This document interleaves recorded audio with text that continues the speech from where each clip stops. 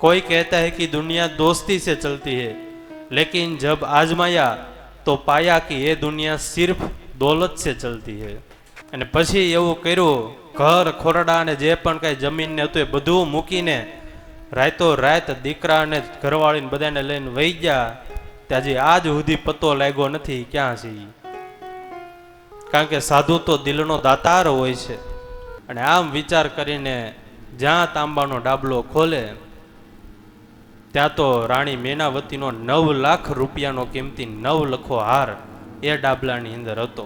હાંજનું વાળું કરીને હું તો જઉં, ભૂંગળી પીધી નથી, જો તારી પાસે એકાદી ચલમ હોય તો લાઈવ આપણે બે ભેગા મળીને પીએ. પરમ કૃપાળુ આરાધ્ય ઈષ્ટદેવ પરબ્રહ્મ પૂર્ણ પુરુષોત્તમ ભગવાન શ્રી સ્વામિનારાયણ, સદવિદ્યા સધર્મ રક્ષક પૂજ્ય ગુરુદેવ શાસ્ત્રીજી મહારાજ, પૂજ્ય ગુરુ મહારાજ, પૂજ્ય સ્વામી તેમજ મહારાજને વાલા સર્વે ભક્તજનોને ભાવથી જય સ્વામિનારાયણ. હરે હરે.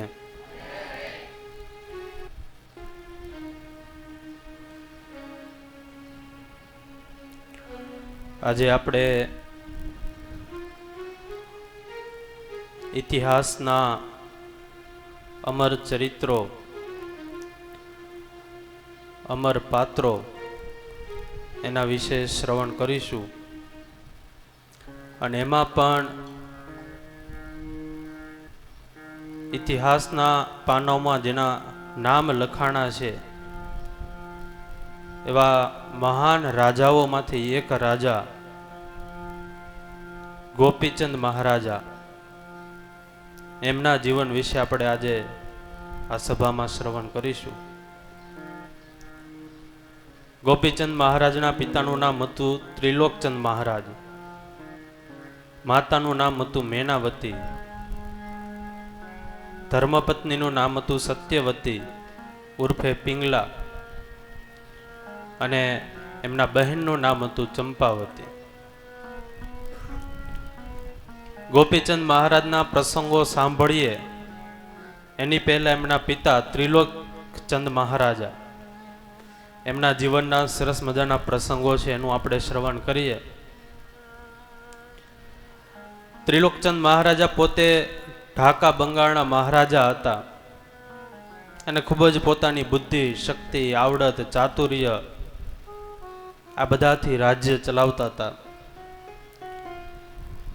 બધી રીતે પોતે રાજ્ય ચલાવવામાં નિપુણ હતા. અને એમાં એક દિવસ રાજ્યની અંદર 4 ચોરો ભેગા થયા. પરસ્પર વાતો કરવા લાગ્યા કે ઘણા સમયથી આપણે આ ચોરીનો ધંધો કરીએ છીએ, પણ જોઈએ એવો કઈ માલ સામાન મળતો નથી. નાની નાની ચોરી કરીએ એમાં કઈ આપણું કઈ વળતું નથી. 5-15 દિવસ થાય ત્યાં પાછું ચોરી કરવા માટે જવું પડે. અંજવાળિયામાં લાવીએ તો અંધારામાં પૂરું થઈ જાય. હવે એવી કઈક મોટી ચોરી કરીએ કે 4 મહિના, 6 મહિના, 12 મહિના સુધી આપણે ક્યાંય ચોરી કરવા જવું ન પડે. અને ચારેય ચોરે વિચાર કર્યો આપણે બીજે ક્યાંય નહીં પણ હવે રાજની ચોરી કરીએ. રાજા ત્રિલોકચંદનો આપણે ખજાનો તોડીએ, કાં તો નર મેળીએ અને કાં તો નર બેડીએ. રાજાની આપણે ચોરી કરીએ ને આવી રીતે નિર્ણય ચારેય ચોરે કર્યો. અડધી રાત પસાર થઈ અને ચારેય તૈયાર થયા, પોતપોતાના ઈષ્ટદેવને યાદ કર્યા. એક ચોર કે હે પ્રભુ, તું મારી સહાય કરજે તો હું તને લીલું નારિયેળ ચડાવીશ. બીજો કે હું માંડવો કરીશ. ત્રીજો કે હું પગપાળા યાત્રા કરીશ. અને ચોથો ચોર થોડોક સાત્વિક વૃત્તિનો હશે.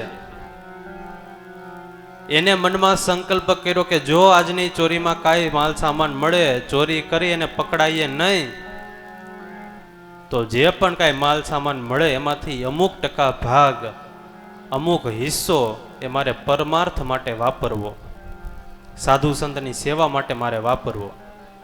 એને મારે ભેટ કરવું. આવી રીતે નક્કી કર્યું. ચારેય ચોરો તૈયાર થયા અને ગામની ભાગોળે આવ્યા. બરોબર એ જ સમયે સ્મશાનમાં ચિતા સળગતી હતી. પરસ્પર ચારેય વાતો કરે, આજે સુકણ બહુ સારા છે, એક તો રવિવારની રાત છે, ચિતા સળગે છે, એક એક રાખનો ચાંદલો આપણે કરી લઈએ જેથી આજે આપણે ચોરીમાં પકડાઈએ નહીં. આમ તો ચોર હોય ને સુકનમાં બહુ માને. એક દિવસ એક ચોર ચોરી કરવા નીકળો રાત્રે, દિવાળીની રાત્રિ, બીજા દિવસે નવું વર્ષ, બેસતું વર્ષ. અને બેસતા વર્ષના દિવસે બધા પોતાના ધંધાનું મુહૂર્ત કરતા હોય, પૂજન કરતા હોય, શરૂઆત કરતા હોય. એટલે આને વિચાર કર્યો કે આપણે ચોરીનું મુહૂર્ત દિવાળીની રાત્રિ ને બેસતું વર્ષ બીજા દિવસે આપણે ચોરીની શરૂઆત કરીએ, મુહૂર્ત કરીએ. અને આમ વિચાર કરીને ગામમાં નીકળો. અને એમાં બરોબર એક ભાઈ એના ઘરનો દરવાજો ખુલ્લો રાખીને સૂઈ ગયેલા. ઘમઘોર ચારે બાજુ અંધારું. ચોર વિચારે આજે સુકન બહુ સારા છે, એક તો અંધારી રાત, નો કાંઈ વંડી ઠેકવાની, નો કાંઈ દરવાજો ખોલવાનો, સીધે જવાનું અને તરત ચોરી કરી લેવાની, આકડે મધ અને માખ વિનાનું. એટલે આજે સુકન બહુ સારા છે, ચોરી કરી લઈએ. અને આમ વિચાર કરીને સીધો ઘરમાં પ્રવેશ કર્યો. હવે એ ભાઈનું ઘર, છતના લાકડા છે એ બધા ભાંગી ગયા છે, તો આખા ઘરમાં 8-10 થાંભલાના ટેકા મૂકેલા. હવે એક તો અંધારી રાત દિવાળીની, બીજું કાંઈ દેખાય નહીં. ઓલા ભાઈ ઘસઘસાટ સૂતેલા. અને આ ચોર ઘરમાં ગયો ને જેવો અંદર ગયો, ધડીંગ દેખાણો થાંભલા રે ભટકાણો. ભટકાણો તે આ બાજુ જો તે ન્યા થાંભલા રે ભટકાણો, પાછો ફેરો તે પાછો થાંભલા રે ભટકાણો. એટલે ઓલો ઘરનો માલિક ખાટલામાં હૂતો તો એ જાગી ગયો કે અરે ભાઈ, જો તું ધારતો હોય કે આખા ઘરમાં તને કાંઈક મળશે તો એ તું ભૂલી જાજે, આખા ઘરમાં થાંભલાના ટેકા સિવાય બીજું કાંઈ નથી. હાંજનું વાળું કરીને હૂતો જઉં, ભૂંગળી પીધી નથી, જો તારી પાસે એકાદી ચલમ હોય તો લાઈવ આપણે બે ભેગા મળીને પીએ. એટલે ચોર હોય સુકનમાં બહુ માને. ચારેય ચોરે નક્કી કર્યું આપણે રાખનો ચાંદલો કરીએ અને ચોરી કરવા માટે જઈએ. અને રાજા ત્રિલોકચંદ મહારાજના મહેલ સુધી પહોંચ્યા. બરોબર એવું બન્યું કે સિપાહીઓ આજે બધા નિંદ્રાવશ થઈ ગયેલા, કારણ કે જે સમયે જે બનવાનું હોય એ બન્યા વગર રહે નહીં. બાકી રાત્રે ચોરને આવવું અને સિપાહીઓને એ જ દિવસે એ જ રાત્રિએ સૂઈ જવું. પણ સુનહું ભરત ભાવી પ્રબલ બિલખી કહે મુનિનાથ, હાનિ લાભુ જીવન મરણું જસ અબ જસુ બીધી હાથ.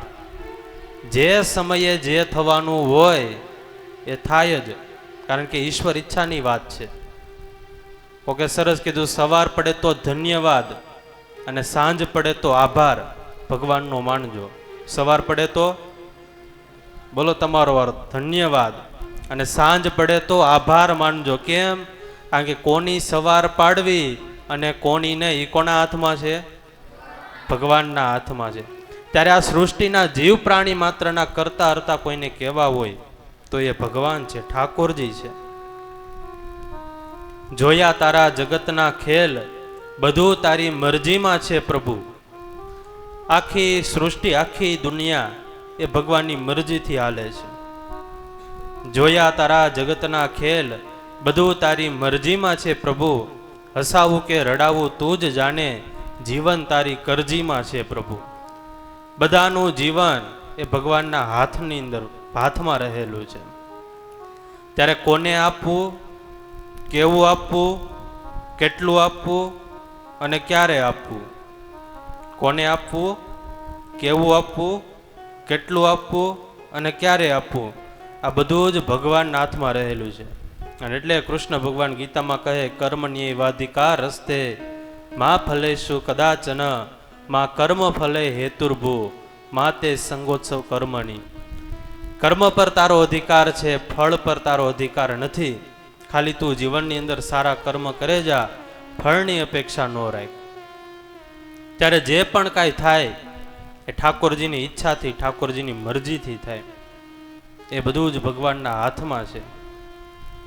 ગમે એટલા પૈસા હોય, ગમે એટલી સંપત્તિ હોય, ગમે એટલો પાવર હોય, ગમે એટલી ઓળખાણ હોય, છેલ્લે આ બધું જ કામ ન આવે. ખાલી ડોક્ટર એક જ વાક્ય બોલી જાય અંતિમ સમયે કે હવે બધું ભગવાનના હાથમાં છે. ઘણીવાર તમે સાંભળ્યું હશે કે જોયું હશે, કોઈક અંતિમ અવસ્થા ઉપર હોય ત્યારે ડોક્ટર શું કહે, હવે તો બધું ભગવાનના હાથમાં છે. ત્યારે જ્યારે બધું આપણા હાથમાંથી વયું જાય ત્યારે યાદ રાખવું કે હવે બધું કોના હાથમાં છે? ભગવાનના હાથમાં છે. સબકી ડોર હે ઉસકે હાથોं में, वही सबको रास्ता बताता है. ईश्वर की हाथों की कठपुतली हम, वही सबको नाच नचाता है. બધું ભગવાનના હાથમાં છે. જેમ તમે કઠપુતલીનો ખેલ જોયો હોય છે, કઠપુતલી વાળો હોય આંગળીઓના આધારે આમ કઠપુતલી બધી નચાવે, એમ આપણે પણ એક કઠપુતલી જ છીએ. ભગવાન છે એ આપણને બધાને નાચ નચાવે છે, જીવન જીવાડે છે. આપનું ઉપનિષદ તો ત્યાં સુધી કહી કે આપણા શરીરમાં 72 કરોડ 72 લાખ 10,201 નાડી છે. 72 કરોડ 72 લાખ 10,201. આજનું વિજ્ઞાન એવું કે બધી નાડીઓને ગાંઠ મારવામાં આવે અને લાંબી કરવામાં આવે તો પૃથ્વીના 3 ફેરા 3 આટા લાગી જાય એટલી નાડીઓ ખાલી આપણા શરીરની અંદર રહેલી છે. હવે વિચાર એ આપણે કરવાનો, આ 72 કરોડ નાડી છે એમાં સુવ્યવસ્થિત રીતે રક્ત અને પોષક તત્વો કોણ પહોંચાડતું હોય છે? ખાલી 72 કરોડમાંથી એક નાડી ખાલી 2 સેકન્ડ માટે બ્લોક થઈ જાય તો ભાવશે? બોલો અરે અરે. આ બોલાનું, કારણ કે વેકી બ્લોક નથી થઈ એટલે, ને કે બ્લોક થઈ ગઈ હોય તો બોલી શકીએ નહીં. ત્યારે આપણે જીવતા નથી પણ ઠાકોરજી આપણને જીવાડે છે, ને એટલા માટે સંતોએ કીધું અલબેલાજી પ્રાણ આધાર રે. ઠાકોરજી છે પ્રાણના આધાર છે, જીવનના આધાર છે. એટલા માટે ઈશ્વર ઈચ્છાથી જે સમયે જે સ્થળે જે થવાનું હોય એ થાય જ. આ બાજુ ચારેય ચોર દ્વાર ખોલીને ખજાના સુધી પહોંચ્યા. ઘણા બધા હથિયારો લીધા, ધન ઘણું લીધું. તિજોરીની અંદર તાંબાનો એક ડાબલો હતો, એ ડાબલો લીધો. ઘરેણા, હીરા, માણેક, આભૂષણો આ બધું લીધું અને ચારેય ચોર દૂર દૂર જંગલમાં જતા રહ્યા અને વિશ્રાંતિ લેવા માટે બેઠા. થોડી વારથી એટલે ચોરી કરેલ જે પણ કઈ સામાન હતો એની વેચણી શરૂ કરી. બધાએ ચારેય પોતે ભાગે ભળતી હતી એ બધી વસ્તુ લીધી અને પછી જે અંતે જે ઓલો તાંબાનો ડાબલો વધ્યો હતો એટલે ઓલો ચોથો ચોર હતો સાત્વિક વૃત્તિવાળો, એને કીધું કે મેં સંકલ્પ કર્યો છે આમાંથી આપણે જે પણ કાંઈ નીકળે એ આપણે પરમાર્થ માટે વાપરશું, સાધુ સંત માટે વાપરશું. કારણ કે જ્યારે ચોરી કરવા જતા હતા ત્યારે મેં સંકલ્પ કરેલો કે આપણે આમાંથી અમુક ટકા ભાગ એ પરોપકાર માટે, પરમાર્થ માટે વાપરવો. એટલે આપણે બધો સામાન જે પણ હીરા, માણક, ઝવેરાત, સોનું, ચાંદી એ બધું આપણે વેચી લીધું. હવે આ તાંબાના ડાબલામાંથી જે પણ કાંઈ નીકળે એ આપણે સાધુ સંત માટે અથવા તો પરોપકારને માટે વાપરવું. ઓલા ત્રણેય ચોર કે કાંઈ વાંધો નહીં. અને આમ વિચાર કરીને જ્યાં તાંબાનો ડાબલો ખોલે ત્યાં તો રાણી મેનાવતીનો 9 લાખ રૂપિયાનો કિંમતી 9 લખો હાર એ ડાબલાની અંદર હતો. અને આ જોઈને ચોર તો આશ્ચર્યચકિત થઈ ગયા. ઓહો, 9 લાખ રૂપિયા એ સમયના, 9 લખો હાર તાંબાના ડાબલાની અંદર. પણ હવે નક્કી કર્યું હતું આ ડાબલામાંથી જે નીકળે એનું શું કરવું? પરોપકારને માટે, કોઈ સાધુ સંતને માટે વાપરવું.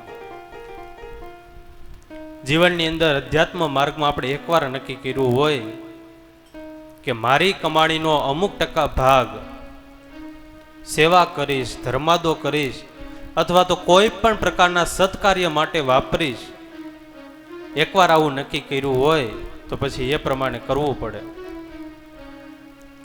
સદગુરુ આધારાનંદ સ્વામી લાઠીદળ પધાર્યા અને એ સમયે લાઠીદળમાં ખસ ગામથી રતન શેઠ, બગડ ગામથી મોતી શેઠ અને ઢીકિયાળીથી માવજી શેઠ આ ત્રણેય શેઠિયાઓ ત્યાં આધારણ સ્વામી પાસે મળવા આવ્યા લાઠી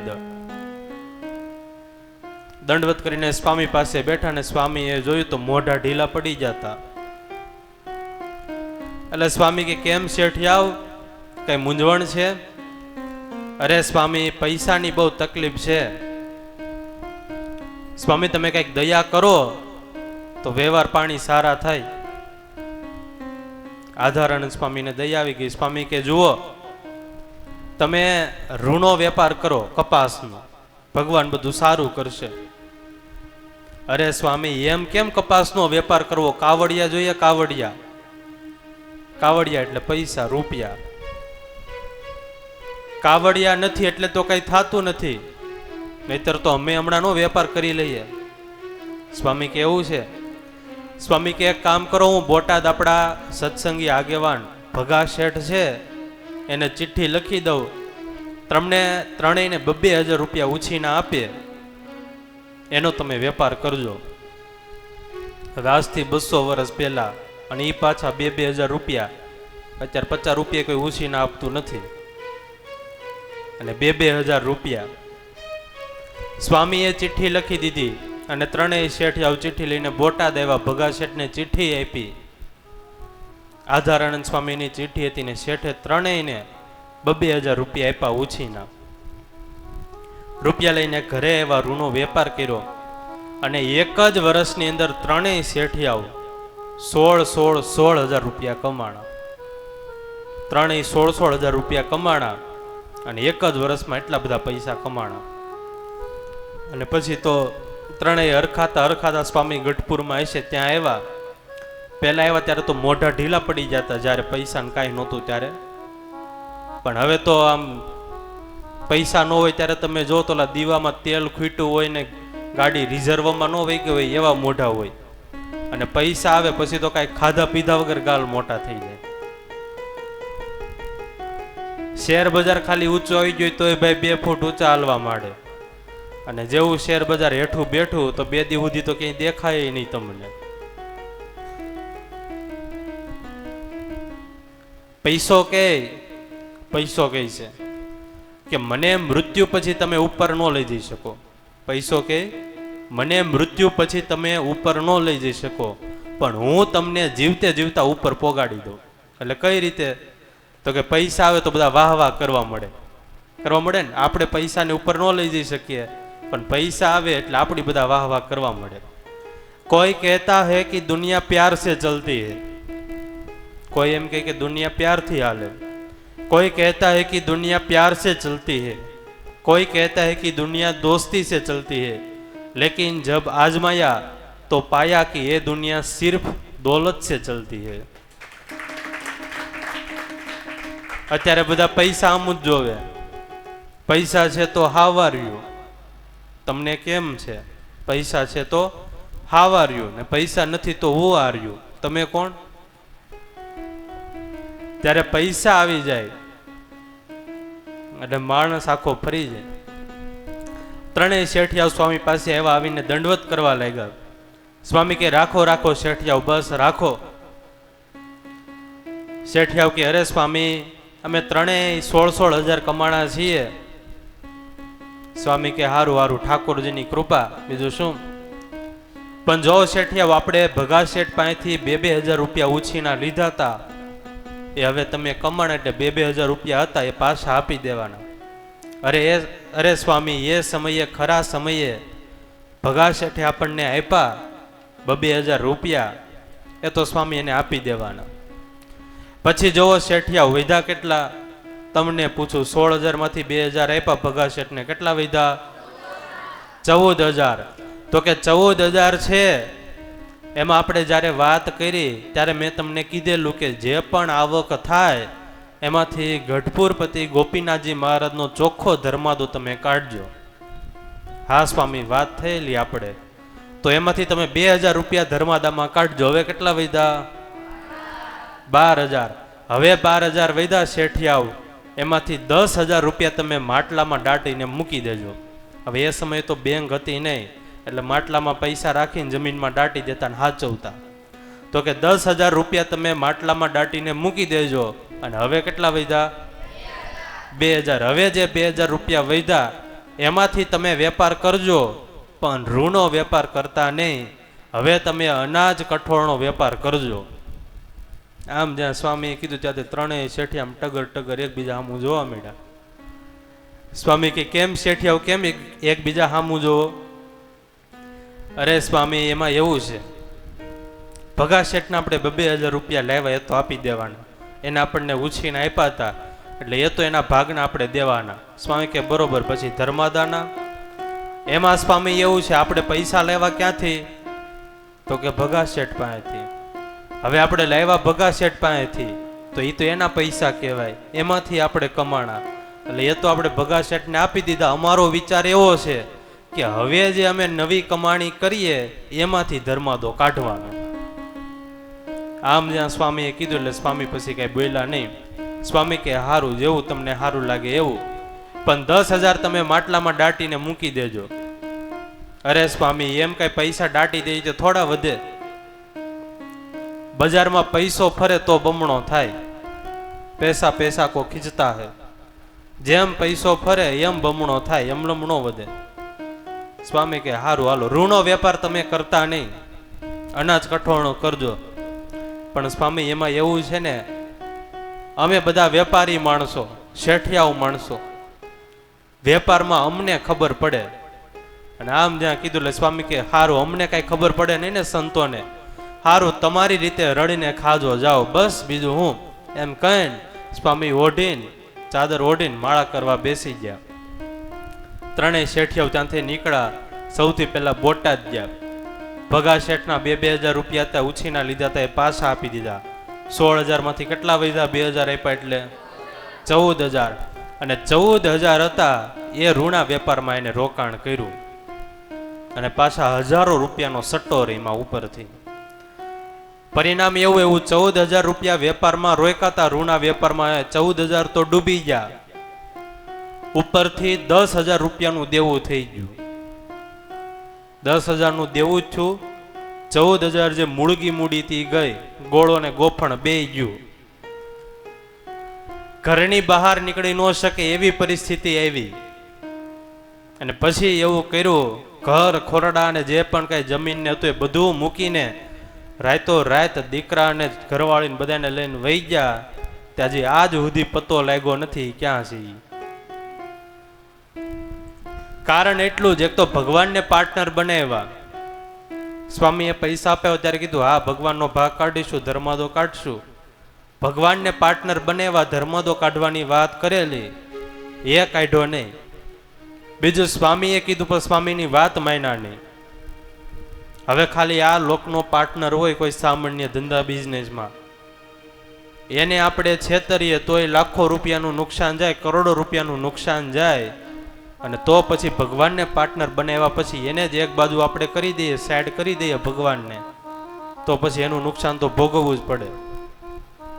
ત્યારે જેમ આપણે ધર્માદો કાઢીએ, ભાગ કાઢીએ, પરોપકારને માટે પૈસા વાપરીએ અને ભગવાન સુખી કરે, એમ એકવાર નક્કી કર્યું કે મારી આવકનો એટલો ધર્માદો હું ભગવાન માટે વાપરીશ, અને એ પ્રમાણે પછી આપણે કરીએ નહીં તો એનું પણ ફળ આપણે ભોગવવું પડે.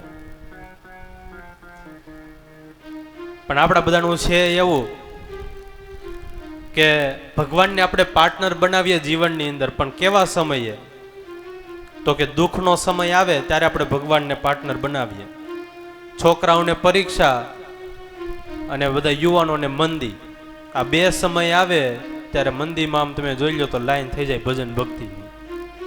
જે કોઈ દી મંદિરે આવતા ન હોય એ મંદિરે આવવા લાગે મંદીનો સમય આવે એટલે. બહુ આવક સારી હોય, સુખ સંપત્તિ હોય ત્યારે ભગવાન ભૂલાઈ જાય. અને જેવું દુઃખ આવે, મુશ્કેલી આવે, શેર બજાર નીચું આવી જાય, મંદી આવી જાય એટલે જલ્દી દોડી કાઢીને મંદિરે જાય. અને પછી સ્પેશિયલ ભગવાનને પાછા પ્રાર્થના કરે. અને એમાંય તે સ્પેશિયલ ભગવાન માટે ખીચામાં નોટ હાચવીને રાખી હોય, 10 રૂપિયાની 20 રૂપિયાની, 5 રૂપિયાની તો હવે હાલતી નથી બજારમાં એટલે ભગવાનની નોક આવે. 10 રૂપિયાની 20 રૂપિયાની નોટ ફાટલી રાખી હોય પાકીટમાં સ્પેશિયલ હાચવીને ભગવાન આટું. કેમ? તો કે દાન પેટીમાં નાખવા થાય એટલે. અને પછી ભગવાનને મોટી મોટી પ્રાર્થના કરે, માંગણી કરે પછી તો ભગવાને કહી દે બેઠા બેઠા, અરે તું તો બનાવટી ભગત છો, ખોટો છો, સ્વાર્થી છો. હું કાંઈ ગાંડો નથી રે, હું કાંઈ ઘેલો નથી રે, હું તારો છેતરો છેતરાવ એવો સસ્તો નથી રે. હું કાંઈ ગાંડો નથી રે, હું કાંઈ ઘેલો નથી રે, હું કાંઈ ગાંડો નથી રે, હું કાંઈ ઘેલો નથી રે. કોઈનો છેતરો છેતરાવો એવો સસ્તો નથી રે. હું કાંઈ ગાંડો નથી રે, હું કાંઈ ગાંડો નથી રે, હું કાંઈ ઘેલો નથી રે, હું કાંઈ ગાંડો નથી રે, હું કાંઈ ઘેલો નથી રે. હે બે પાંચ ફૂલ લઈ મંદિરે આવે, મને મનાવવા માનતાઓ માને. બે પાંચ ફૂલ લઈ મંદિરે આવે, મને મનાવવા માનતાઓ માને. એવા બે ફૂલના 2 લાખ દેતો નથી રે. હું કાંઈ ગાંડો નથી રે, હું કાંઈ ગાંડો નથી રે, હું કાંઈ ઘેલો નથી રે. કોઈનો છેતરો છેતરાવ એવો સસ્તો નથી રે. હું કાંઈ ગાંડો નથી રે, હું કાંઈ ગાંડો નથી રે, હું કાંઈ ઘેલો નથી રે. 2-5 ફૂલ લઈ મંદિરે આવે, મને મનાવવા માનતાઓ માને. પછી ભગવાને કહી દે 2 ફૂલના હું 2 લાખ દેતો નથી રે, હું કાંઈ ગાંડો નથી. ત્યારે માત્ર દુઃખના સમયે જ નહીં પણ સુખના સમયે પણ ભગવાનને ભાગીદાર બનાવવા પડે. આ બાજુ 4 ચોર પોતાના ભાગે ભળતો જે પણ કાંઈ માલ સામાન હતો એ ઉપાડ્યો અને 9 લખો હાર તો એ હાર લીધો. જંગલમાંથી પોતાના ઘર બાજુ ચાલતા થયા અને એમાં જ એ જંગલની અંદર એક ઘેઘૂર વૃક્ષ ઘટાદાર, એ વૃક્ષની નીચે અંતરના આનંદની સ્થિતિમાં બંને અંગૂઠા તર્જની આંગળીનો સ્પર્શ કરીને ધ્યાનની મુદ્રામાં એક મહાન સંત બેઠા હતા. એમના તપનો પ્રભાવ જ એવો હતો, એમનું જીવન જ એવું હતું કે આજુબાજુમાં રહેલી સંપૂર્ણ પ્રકૃતિ જાણે એની તપસ્યાને વંદન કરતી હોય એવું દિવ્ય શાંત પવિત્ર વાતાવરણ. રાત્રે ચંદ્રનો પણ શીતળ પ્રકાશ જાણે ઝાડની જાળીઓમાંથી આછા આછા છાણીને એ મહાત્માને વંદન કરી રહ્યો હોય. ખંભા સુધી પહોંચેલી મોટી મોટી જટાઓ, કરુણામય દ્રષ્ટિ, હંસ ગતિએ પ્રભુનું સ્મરણ, કપાળ પર ઝગમગતું તેજ અને જાણે અલગ જ આ ઋષિની કોઈ અદિત્ય આભા હોય એવો ભાસ આ ઋષિ ઉપર જોતા થતો હતો. અને આ મહાન ઋષિ, આ મહાન સાધુ પુરુષ મહાત્મા એટલે બીજું કોઈ નહીં પણ 12 વર્ષ સુધી પોતાના શિષ્ય સાથે રહીને 40 કરોડ અને 20 લાખ જેટલી કવિતાઓ બનાવી અને પોતાનો જન્મ, પોતાનું પ્રાગટ્ય જ અગ્નિમાંથી થયું હતું. એવા ભારતીય સંસ્કૃતિના આધ્યાત્મિક જગતના ખૂબ મહાન, ખૂબ મોટા સિદ્ધ યોગી પુરુષ એટલે મહાત્મા જાલંધર નાથ. આવા મહાન સંત પોતાની તપશ્ચર્યામાં લીન હતા, વૃક્ષ નીચે બેઠા હતા ને એ જ સમયે આ 4 ચોરો ત્યાંથી પસાર થયા. જાલંધર ઋષિ તો પોતાના ધ્યાનમાં બેઠા હતા એટલે જે ઓલો ચોથો ચોર હતો સાત્વિક વૃત્તિનો, એને થયું કે આ મહાત્માજીને આપણે આ હાર અર્પણ કરી દઈએ. અને આમ વિચાર કરીને જાલંધર ઋષિ હતા એના ડોકમાં એ હાર પહેરાવી દીધો. 4 ચોરોએ પ્રણામ કર્યા ને ત્યાંથી ઘર બાજુ રવાના થયા. જાલંધર નાથ તો પોતાની સમાધિમાં બેઠા છે, કાંઈ ખબર નથી. રાત પસાર થઈ, બીજા દિવસનો સૂર્યોદય થયો અને બીજી બાજુ રાજમહેલમાં જ્યાં પેરેગીરો જાગે અને જુએ તે તો તિજોરીના દ્વાર બધા ખુલ્લા છે. અંદર રાણી, સિક્કા, હીરા, જવેરાત, હથિયારો, સોનું, ચાંદી કાંઈ પણ દેખાતું નથી. બધી જ વસ્તુઓની ચોરી થઈ છે. એક સૈનિક ઉતાવળે દોડતો મહારાજા ત્રિલોકચંદ મહારાજ પાસે ગયો, અરે મહારાજ, આપણા રાજમાં આજે ચોરી થઈ છે. અને આમ જ્યાં રાજાને કીધું ત્યાં તો રાજાના શ્વાસ પણ અધર થઈ ગયા. પોતે રાજા, દિવાન, પ્રધાન, કારભારી, મંત્રીઓ બધાને સાથે લીધા અને જ્યાં ચોરી થઈ હતી ત્યાં રાજમહેલ સુધી આવ્યા. બીજી બાજુ રાણી વાસમાં ખબર પડી કે આજે ચોરી થઈ છે. રાણીએ તરત જ દાસીને હુકમ કર્યો કે દાસી, ચોર લોકો જો મારો 9 લખો હાર તો નથી લઈ જાય ને એ જોઈ લે, અને જો એ હારની ચોરી થઈ હોય તો મહારાજને કહી દેજે કે ગમે ત્યાંથી લાવીને રાણીનો 9 લખો હાર એ પાછો લાવે. ને આ બાજુ દાસીએ જ્યાં જોઈને જોયું ત્યાં તો 9 લખો હાર તાંબાનો ડાબલો હતો નહીં, ચોરી થઈ હતી. રાજા પણ વધારે ભયભીત થઈ ગયા અને સેનાપતિને હુકમ કર્યો કે અત્યારે જ જાઓ, તમે ચતુરંગીની સેના સાથે લેતા જાઓ અને ગમે ત્યાંથી એ ચોરને પકડીને લાવો. રાણીનો 9 લખો હાર ગમે ત્યાંથી તમે ગોતીને લાવો. આવી રીતે રાજાનો આદેશ થયો. સેનાપતિ પણ ચતુરંગીની સેના લઈને ગયા. પગેરું જાણનાર હોશિયાર માણસ કે જેને આપણે કહીએ હગડ જાણે, એ માણસને સાથે લીધો અને ચોરના પગલા ઓળખતા ઓળખતા, તપાસ કરતા કરતા, જાણતા જાણતા જાલંધર ઋષિ જ્યાં સમાધિમાં બેઠા હતા ત્યાં પહોંચ્યા. અને જ્યાં આવીને જોયું ત્યાં તો જાલંધર ઋષિ સમાધિમાં બેઠા છે અને ડોકમાં રાણી મેનાવતીનો 9 લખો હાર એ ડોકમાં હતો. સેનાપતિએ તરત જ નક્કી કરી લીધું કે આ ઋષિ જ ચોર છે, આને જ ચોરી કરી હોવી પડે. પણ હવે આવા મહાન તપસ્વી સંત ઋષિ એને દંડ શું કરવો, સજા શું કરવી? અને રાજાને બીજી બાજુ સમાચાર મોકલાવ્યા કે ચોરી પકડાઈ ગઈ છે, કોઈ ઋષિ છે, કોઈ સાધુ છે, એને ચોરી આ કરી છે અને મેનાવતી મહારાણીનો હાર એના ડોકમાં અત્યારે પહેરેલો છે. હવે એને ચોરી, એને દંડ શું કરવો? રાજાએ પણ કાંઈ પણ વિચાર કર્યા વગર કહી દીધું, હુકમ કરી દીધો કે જાઓ, એ ઋષિનું મસ્તક ધડથી તમે નોખું કરી નાખો અને રાણીનો તમે હાર લેતા આવો. આ બાજુ સેનાપતિને રાજાનો સંદેશો મળ્યો. જાલંધર ઋષિના ડોકમાંથી હાર કાઢી લીધો અને તલવારબાજીમાં હોશિયાર હોય એવા તલવારબાજને કીધું કે આ ઋષિનું મસ્તક તમે ધડથી નોખું કરી નાખો. સેનાપતિનો આદેશ છો એટલે તલવારબાજે ઋષિ જાલંધર નાથ ઉપર તલવારનો પ્રહાર કર્યો, પણ જાલંધર ઋષિને કાંઈ ન થયું. જેમ રૂની ગાસડી ઉપર તલવારનો ઘા કરે અને તલવાર પાછી ખેંચાય, પાછી ફરે, એમ જાલંધર ઋષિના મસ્તક ઉપર પ્રહાર કર્યો, પણ ઋષિને કાંઈ થયું નહીં ને તલવાર પાછી ફેંકાઈ ગઈ. સેનાપતિ તો આશ્ચર્યચકિત થઈ ગયા. ત્યાં આજુબાજુમાં ઉભેલા સૈનિકો બધા આશ્ચર્યમાં પડી ગયા. મહાત્મા ઉપર કોઈ પણ તલવારનો પ્રહાર થતો નથી, ઈર્જા થતી નથી, રક્તની ધારાઓ વહેતી નથી. સેનાપતિએ ફરીથી આદેશ કર્યો અને પેલા તલવારબાજ કરનારે પ્રહાર ઉપર પ્રહાર કરવાના શરૂ કર્યા, પણ જાલંધર નાથને કાંઈ થતું નથી. અને આ જોઈને ઋષિ, આ જોઈને સેનાપતિ વધારે ગભરાણા. કારણ કે ભગવાનને રક્ષા કરતા આવડે એવું તો કોને આવડે? Do not tell to god that how many difficulty I have. ભગવાનનો ભક્ત ક્યારેય ભગવાનને ફરિયાદ કરતો નથી કેટલી બધી મુશ્કેલીઓ છે, but he tell to those difficulty that how big my God is.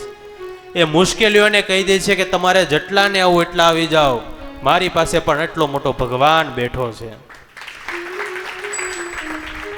ત્યારે હરિકો પુકારને મેં કરીકો લગી દેર, લેકિન કરીકો ઉગારને મેં હરિકો ન લગી દેર.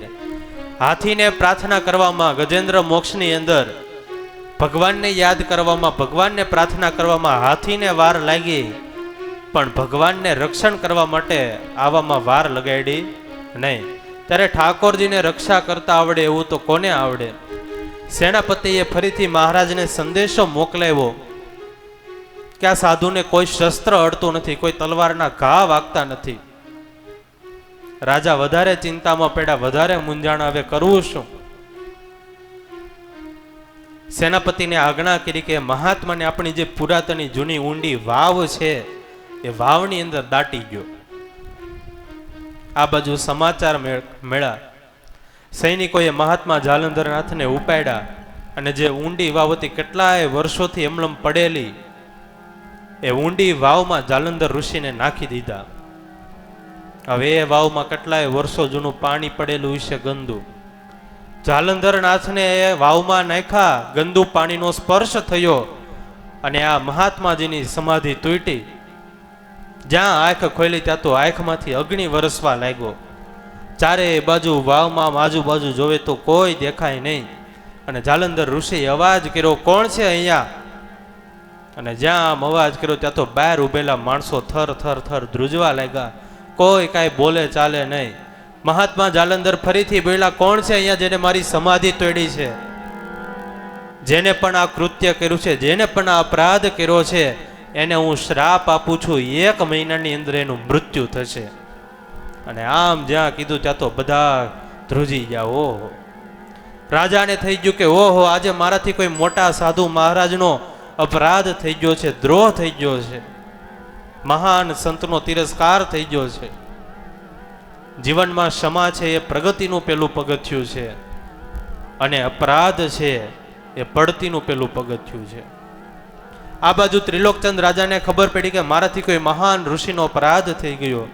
તરત જ સૈનિકોને આજ્ઞા કરી, વાવમાંથી જાલંધર ઋષિને બહાર કાઢ્યા.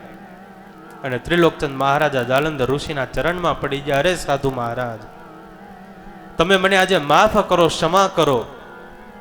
મેં અજાણતા કાંઈ પણ જાણ્યા વગર, તપાસ કર્યા વગર બહુ મોટો અપરાધ કર્યો છે.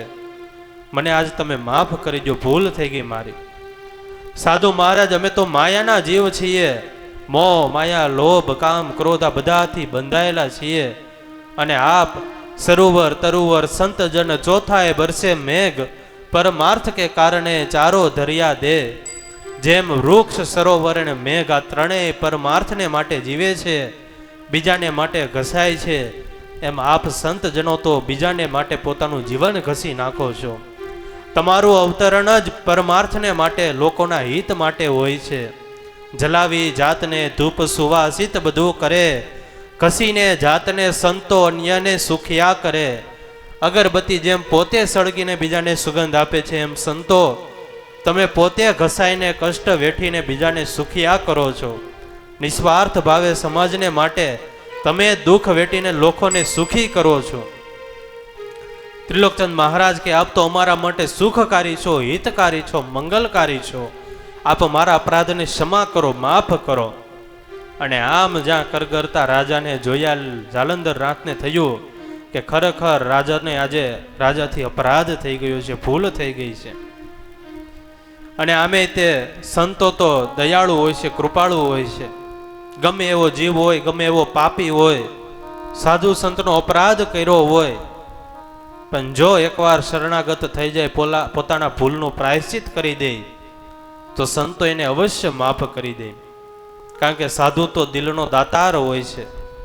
દયા ધર્મ કા મૂલ હે પાપ મૂલ અભિમાન, તુલસી દયા ન છાંડીએ જબ લગ ઘટ में પ્રાણ. ત્રિલોકચંદ રાજાએ જાલંધર ઋષિ પાસે માફી માંગી છે, મને માફ કરી દો, ક્ષમા કરી દો. અને રાજાની આજે શરણાગતિ જોઈને જાલંધરનાથ ઋષિ રાજાને માફ કરી દે છે. પછી મહાત્મા જાલંધરનાથ એટલું બોલ્યા છે કે મહારાજા, મેં તમને હમણાં શ્રાપ આપ્યો, એ શ્રાપ મિથ્યા તો નહીં જાય, એનું ફળ તો તમારે અવશ્ય ભોગવવું પડશે. પણ તમે એટલી બધી પ્રાર્થના કરી છે, એટલે તમારી પ્રાર્થનાથી હું પ્રસન્ન થયો છું, રાજી થયો છું. અને તમને એક વરદાન આપું છું કે તમારે ત્યાં એવા પુત્રનો જન્મ થશે કે જે તમારું અને એ પુત્ર બંનેનું નામ આ જગતના ઇતિહાસના પાનોમાં અમર કરી દેશે. અને એ પુત્ર એટલે ગોપીચંદ મહારાજા. હવે એ ગોપીચંદ મહારાજાના જન્મની કથા અને એના જીવનની કથા એ આપણે આવતી સભામાં શ્રવણ કરીશું. સહજાનંદ સ્વામી મહારાજની જય.